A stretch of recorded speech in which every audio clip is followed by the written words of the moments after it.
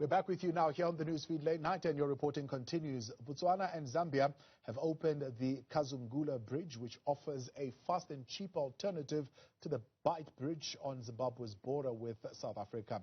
Kazungula has a one-stop border facility located near the quadripoint that links Botswana, Namibia, Zambia and Zimbabwe. For more on this, I'm joined now by financial journalist at the Sunday Standard in Botswana, Victor Bantwing.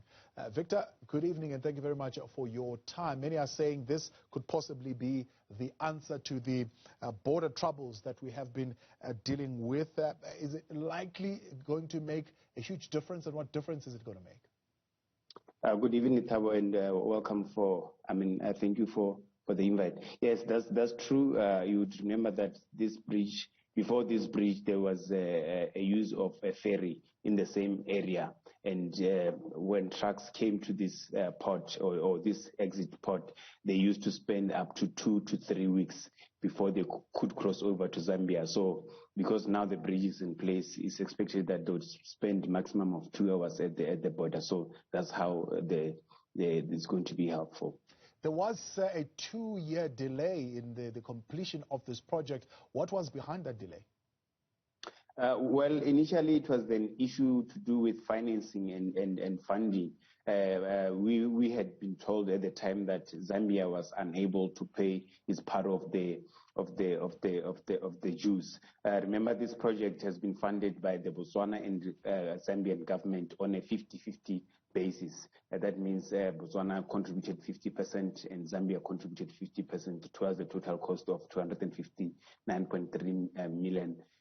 So at some point it was Zambia being unable to pay, but they later on managed to pay. And then last year, obviously, as you might be aware, the beginning of COVID and the pandemic also distracted the timely completion of the project. So those were the two major hiccups that the project incurred. Now, I mentioned Botswana and Zambia initially in my opening, but President Emmerson Mnangagwa was at the ceremony as well as an invited guest. What dynamic does that bring into the picture?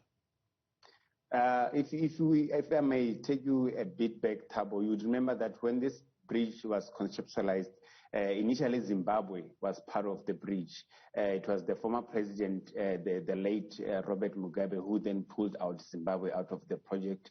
There was some sort of tension between the three leaders at the time, the former president of Botswana and the former Zambian president. So the late Mugabe then pulled out Zimbabwe out of the project, and Zambia and Botswana then decided to go ahead with the project. But what we have heard in the past and what we have heard yesterday at the commissioning of the bridge is that now Zimbabwe is back and part of the bridge or part of the project.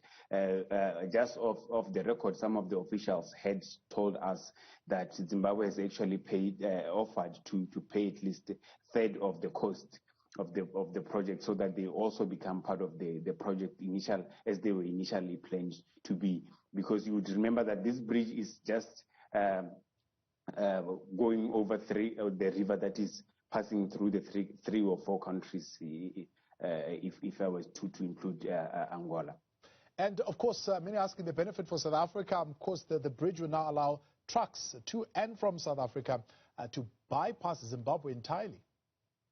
Yes, you remember initially before the coming of the Kazungula Bridge, there was the Beitbridge border in Zimbabwe, and we know there were a lot of hiccups there. There were a lot of delays that were happening there. But with this bridge, the Kazungula Bridge coming on board, chances are that some trucks could divert and use it as an alternative route, particularly those which are destined to countries like Angola and DRC, because it's much closer to use this route. Much appreciated, and thank you for your time. Our financial journalist there at the Sunday Standard in Botswana, Victor Bantwing. And of course, thank you for your time.